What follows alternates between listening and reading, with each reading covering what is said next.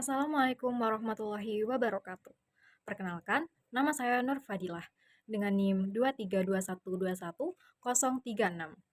dari kelas Hukum Keluarga Islam 4A.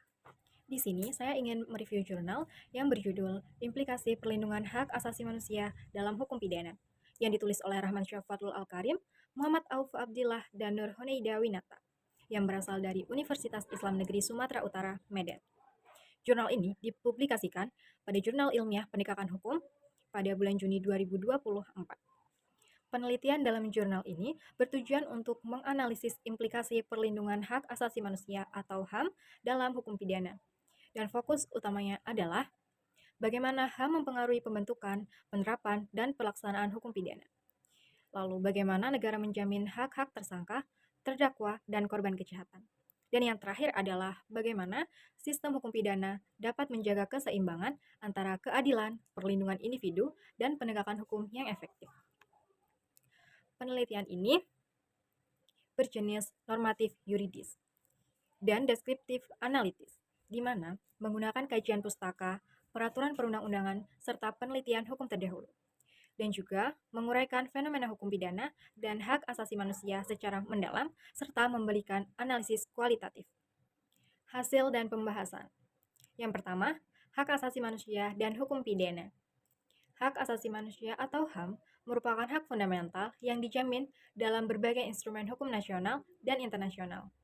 Di Indonesia, HAM dijamin dalam Undang-Undang 1945 pasal 28A sampai 28J dan juga pada Undang-Undang Nomor 39 Tahun 1999 tentang Hak Asasi Manusia. HAM juga dijamin dalam KUHP, yaitu Kitab Undang-Undang Hukum Acara Pidana, dan juga Konvensi HAM Internasional yang diratifikasi oleh Indonesia. Hukum pidana sebagai alat negara dalam menegakkan keadilan harus memperhatikan hak asasi manusia, agar tidak terjadi penyalahgunaan kekuasaan, kewenangan, penyiksaan, atau diskriminasi dalam proses hukum. Yang kedua, implikasi hak asasi manusia dalam hukum pidana. Penulis mengidentifikasi 4 aspek utama perlindungan HAM dalam hukum pidana. Yang pertama, yaitu pembatasan kekuasaan negara dalam penegakan hukum pidana. Negara memiliki kewenangan dalam penegakan hukum, tetapi kekuasaan ini harus dibatasi agar tidak terjadi pelanggaran HAM, seperti penyiksaan dalam interogasi, penahanan yang sewenang-wenang, penggunaan kekerasan oleh aparat hukum. Yang kedua, perlindungan terhadap tersangka dan terdakwa. Dalam sistem peradilan pidana, tersangka dan terdakwa memiliki hak-hak yang harus dilindungi antara lain. Yang pertama, hak peradilan yang adil atau fair trial. Yang kedua, hak untuk membela diri dengan bantuan penasehat hukum. Yang ketiga, hak untuk tidak disiksa selama proses penyidikan.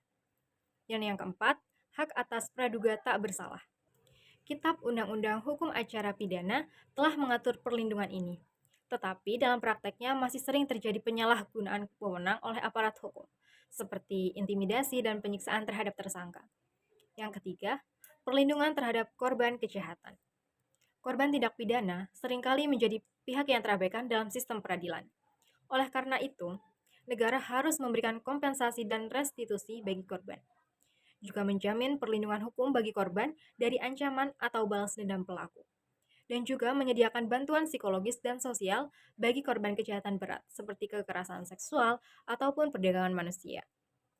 Yang keempat, pembentukan hukum pidana yang adil dan proporsional.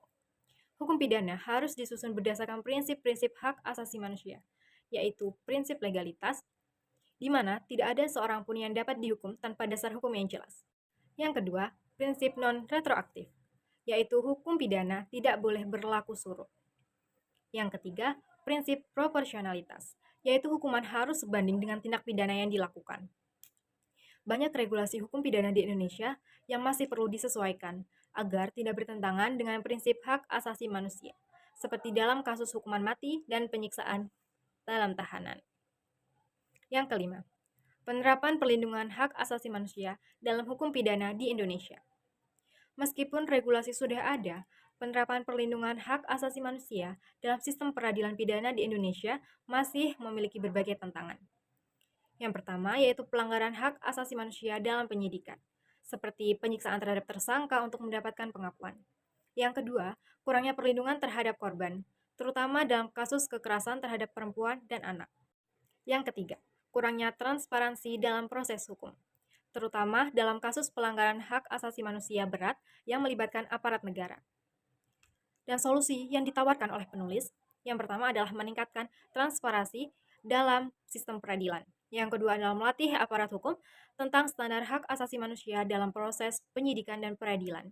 Dan yang ketiga adalah meningkatkan peran lembaga hak asasi manusia seperti Komnas HAM dan LPSK atau Lembaga Perlindungan Saksi dan Korban. Bahwa perlindungan hak asasi manusia dalam hukum pidana memiliki peran krusial dalam menjaga keseimbangan antara keadilan, hak individu, dan efektivitas hukum. Penerapan perlindungan HAM dapat 1. Mencegah pelanggaran hak asasi manusia dalam penegakan hukum. Yang kedua, menjamin hak-hak tersangka dan terdakwa agar tidak diperlakukan sewenang-wenang. Yang ketiga, menjamin hak-hak korban agar mendapatkan keadilan dan pemulihan. Yang keempat, mendorong reformasi hukum pidana yang lebih adil dan proporsional.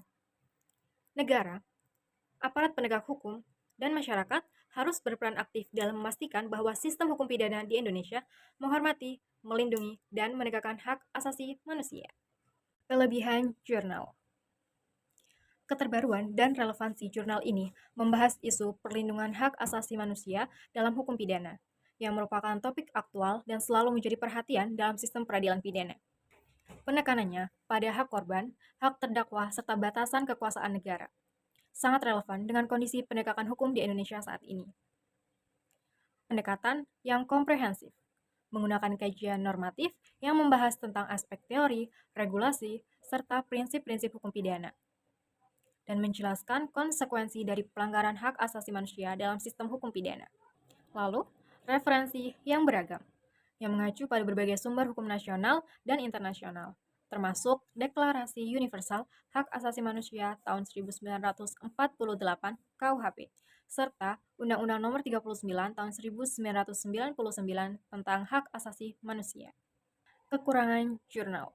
Yang pertama, kurangnya studi kasus. Jurnal ini lebih bersifat konseptual dan normatif, tanpa menyajikan contoh konkret dari pelanggaran hak asasi manusia dalam hukum pidana di Indonesia. Akan lebih baik jika ditambahkan dengan analisis terhadap kasus-kasus pelanggaran hak asasi manusia dalam sistem peradilan pidana, seperti kasus salah tangkap atau penyiksaan dalam proses penyidikan. Yang kedua, tidak adanya perbandingan internasional. Jurnal ini tidak membahas bagaimana negara lain menerapkan perlindungan hak asasi manusia dalam hukum pidana. Perbandingan dengan sistem hukum pidana di negara lain seperti Eropa ataupun Amerika Serikat bisa menjadi nilai tambah dalam jurnal ini. Yang ketiga, solusi yang masih umum. Jurnal ini hanya memberikan rekomendasi secara umum, tanpa menyajikan solusi yang konkret terkait bagaimana perlindungan hak asasi manusia dapat lebih efektif diterapkan dalam hukum pidana di Indonesia.